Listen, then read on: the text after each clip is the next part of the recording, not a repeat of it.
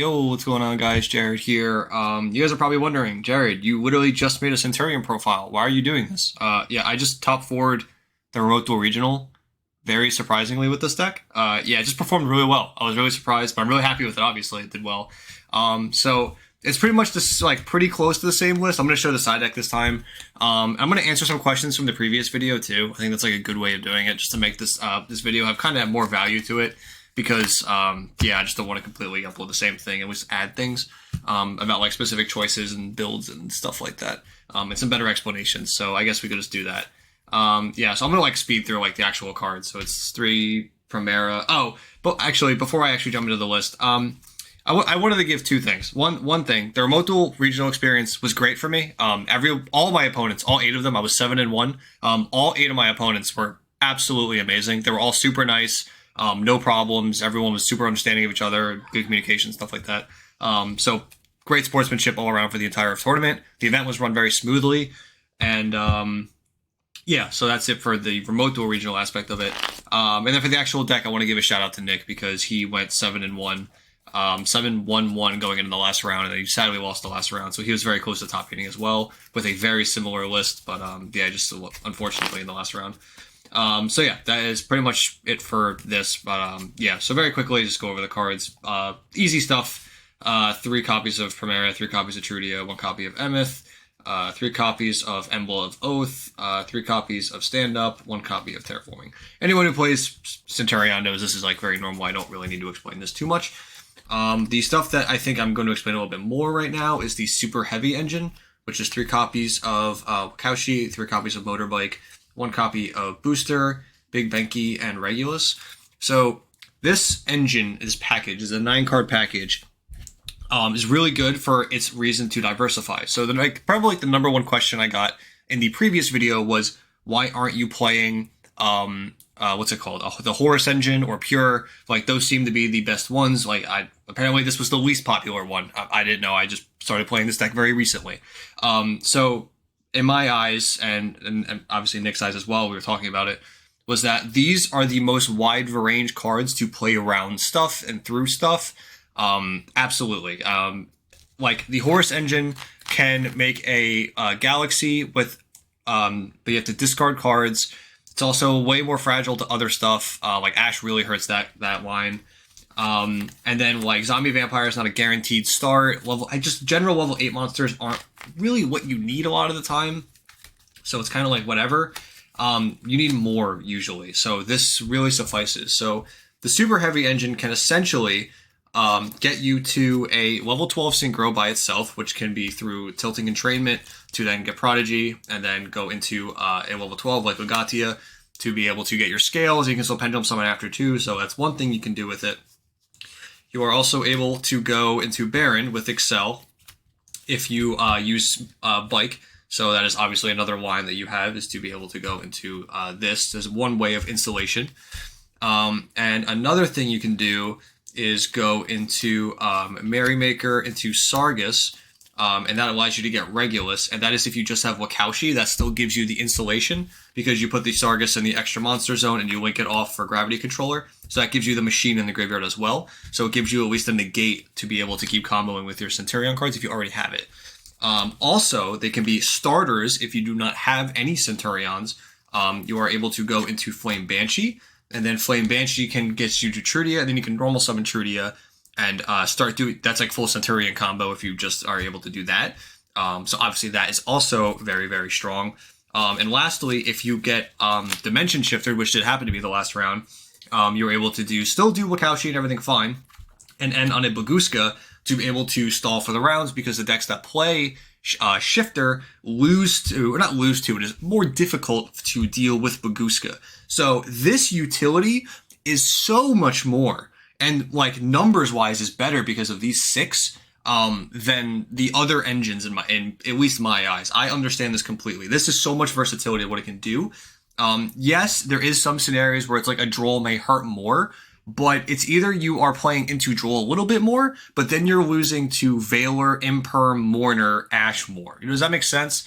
Like, I would rather take the chance on Droll that is being cut from most Snake Eye lists because it's not that good against Snake Eye, and be able to play through more of those single interaction hand traps and punish them with all of this. So that is kind of my logic in my head of someone who competitive player who just is who has been recently dabbling in this deck.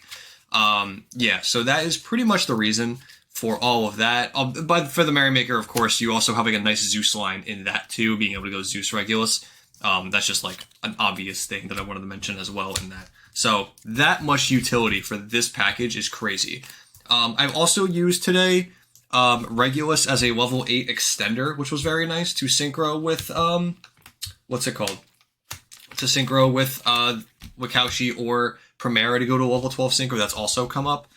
I'll just put the rest of the synchros out. So is this the double Legatia, Calamity, Crimson, Blazar, and Little Knight? Yeah, I don't think any of, like, everything came up. I used everything in this extra deck this time. Obviously, I cut Typhon for Baguska. That was a big change. And it mattered the last round. It was the only time I made it, but it was huge. It was super relevant, so I'm happy I did that. Yeah, I made everything in here at least once, so that's good. And then for the hand trap lineup, I played 3 copies of Ghost Ogre, 3 copies of Ghost Bell, 2 copies of Moonlit, 3 copies of Ash, 3 copies of Nib, and 3 copies of Veiler. Yeah, 17 hand traps. I think this is the same ratio as yesterday. It has good coverage for most things, not just fire. These are still impactful versus fire. Obviously, there's more impactful things, but you're not only playing against fire. Like, these came in clutch in other matchups that weren't fire, so, like, I'm happy these were here, and then you can rearrange them depending on your side deck. So I think this was okay personally. I didn't have that much of a problem with that. That all worked out pretty well. For the side deck, I kind of want to explain this. So I played 2 copies of Pankratops. I never actually summoned this card, so yeah, it was in there. I got sided in a lot, but I never actually drew it to summon it. And the rest of that side deck is more hand traps, and I'm going to explain it a little bit. So there's 3 copies of Droll, 3 copies of Crow, 2 copies of Druid Swarm, 1 of Magnamut, 3 copies of Phantasma, and then the 3rd Mourner. Yeah, so obviously this is a ridiculous amount of hand traps. This is literally could be like over like 25 hand traps. And that is because innately you need to kind of just accept that the Snake Eye deck is just a stronger deck, right? Is a stronger and more consistent deck. And the only way where you are able to really get it on a level playing field going second is to stuff them that first turn with like 2 to 3 hand traps, and then have 2 to 3 like engine pieces to push through. So what I end up doing is, it doesn't matter if like I have these in and I'm drawing like multiple pieces of engine, because I'm not gonna, no matter how much of this engine I draw, I'm not pushing through a Snake Eye board. Like, I think that is like a fact that you have to accept. So what ends up happening is I take out all of this, the super heavy stuff, and I put in X number of hand traps depending on whatever the fire variant is, right? I'm not going to break down which is which, but a certain number of these I was putting in for certain different types of fire decks. So yeah, that was kind of the logic behind that. All of these cards were good, I guess, except for this one. It was the only one that I never made, sadly. But it was alright. It was still fine. Obviously, deck worked out. I think the only thing I really missed, because I don't think Nick was doing that. I think that was a me thing. Was that, in my opinion, when I realized I was doing this side decking pattern, I wish I put Imperm in here. I think Imperm should have had a spot. I think it should have been Pankratops and 1 Druisworm. Should have been 3 Imperm. And then that would have made a very good number going into like a pure Snake Eye deck.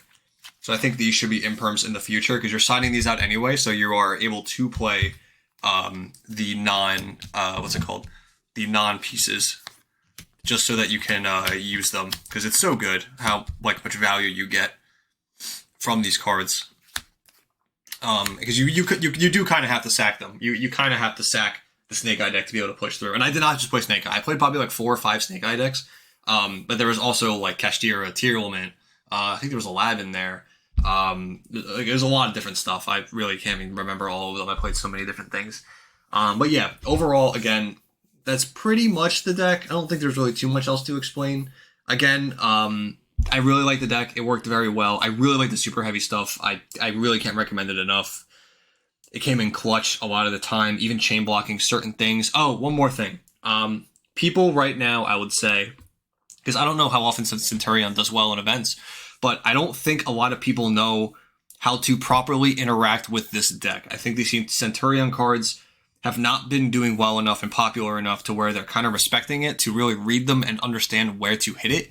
Because there was a couple times where, I would say like twice throughout the event, where I think people messed up of how they were interacting with me.